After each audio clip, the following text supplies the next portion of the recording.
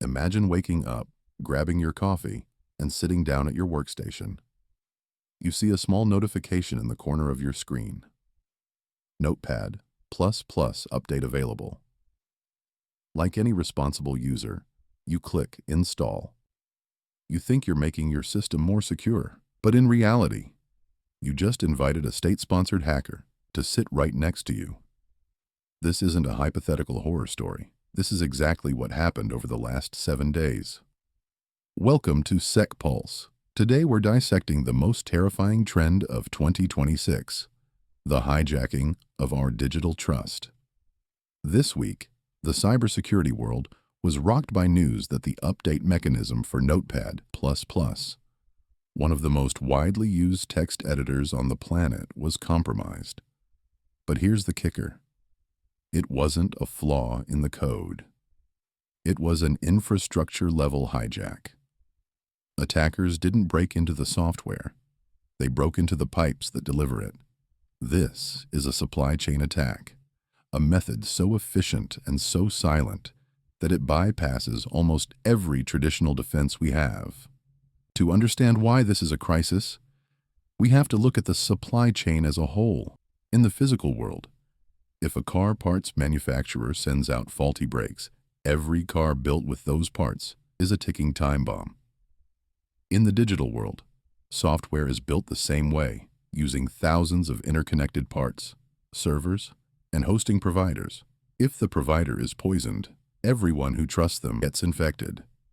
And as of February 2026, the scale of this poisoning has reached an all-time high. Let's look at the anatomy of the Notepad++ attack, reported on February 2nd. For nearly 6 months, attackers, likely state-sponsored groups from China, had control over the shared hosting infrastructure used by the project. They weren't interested in everyone. They were surgical. They used the updater to selectively redirect traffic from specific financial and government targets to their own malicious servers. This allowed them to deliver a custom-made Trojan, known as GlassWorm, directly into high-security networks, disguised as a legitimate software update. But Notepad++ wasn't the only victim this week. Microworld Technologies, the maker of eScan Antivirus, also suffered a massive supply chain compromise. Think about the irony. A tool designed to find malware was being used to deliver malware. The legitimate eScan updater was caught pushing multi-stage payloads that established persistence and even blocked future security updates to stay hidden. When your doctor is the one giving you the virus, who do you turn to? This is the paradox of modern digital trust. The malware used in these attacks, like GlassWorm, is incredibly sophisticated. It uses DLL sideloading to run malicious code inside a trusted process. Because the file is digitally signed and comes from a trusted vendor, your antivirus might just wave it through.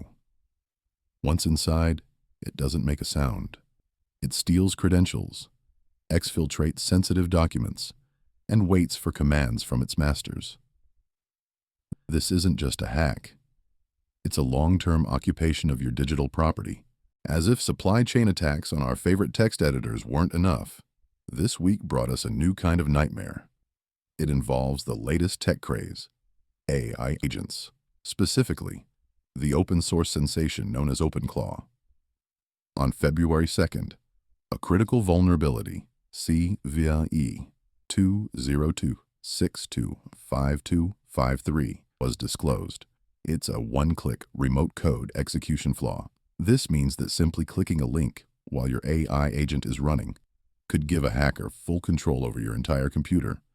But how does an AI, designed to be your personal assistant, turn into a personal spy? The technical term is cross-site WebSocket hijacking. Think of your AI agent as a butler who lives in your house but has a private door to the internet to get chores done.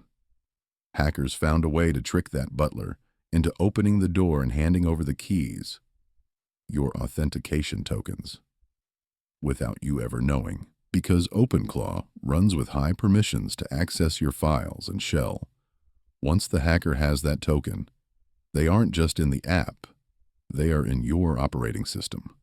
This is the dark side of Agentic AI.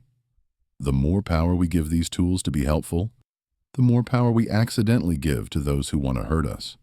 And it gets worse.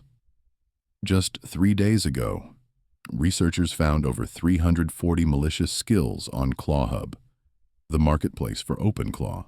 Hackers are using the same supply chain tactics we discussed earlier, poisoning the very tools you download to make your AI smarter. They are stealing macOS keychain data and Windows credentials before the AI even has a chance to say task complete. We are moving into an era where our productivity tools are becoming our biggest liabilities. So, where do we go from here if we can't trust our updates, our antivirus, or even our AI agents? Is the internet just a lost cause? Not quite. But the old way of thinking, the idea that if it's inside my computer, it's safe, is officially dead. We must embrace the zero trust architecture. In 2026, zero trust isn't just a corporate buzzword, it's a survival strategy for every single person with a digital footprint. The core principle is simple: never trust, always verify. Every request, every update, and every connection must be treated as hostile until proven otherwise. For businesses, this means moving toward identity-first security. It's not about the network you're on. It's about who you are and the health of your device. This is where technologies like SBOM, Software Bill of Materials, come in. Just like you check the ingredients on a box of cereal to avoid allergens, companies must now demand a list of every single line of open-source code inside their software. If a vendor can't tell you what's in their code, they shouldn't be in your network. Transparency is the new firewall. Now, what can you do today? First, stop relying on passwords. Switch to passkeys and hardware security keys like YubiKeys.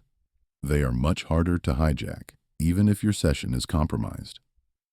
Second, if you use advanced tools like Notepad, or AI agents, run them in a sandbox or a virtual machine. This traps any potential malware in a digital cage, preventing it from reaching your actual files. And third, monitor your outbound traffic. Use a firewall that tells you when a simple app is trying to send data to an unknown server in another country. Your computer should never talk to strangers without your permission. The digital landscape of 2026 is beautiful, but it is also a minefield. The Notepad, eScan, and OpenClaw incidents from this past week are a wake-up call. We built our world on trust, but the hackers are exploiting that very trust to destroy us. Our goal here at SecPulse isn't to make you afraid, it's to make you prepared. Knowledge is the ultimate antivirus. If you found this 15-minute deep dive valuable, please share it with your IT team, your friends, and your family. Let's build a culture of security together. I'm your host, and this has been SecPulse. Stay vigilant, stay secure, and I'll see you in the next Pulse.